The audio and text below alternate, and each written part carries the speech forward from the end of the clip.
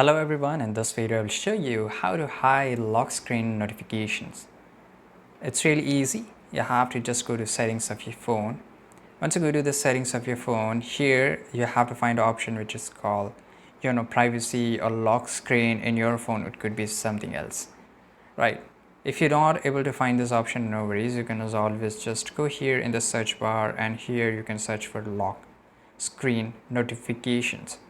Now here, as you can see here, lock screen notification. So once I click on it, here lock screen notification show app and notification content, and here basically you can just turn this off, or you can show app only. So here you can just select this app, right? So it will only show the content regarding your applications.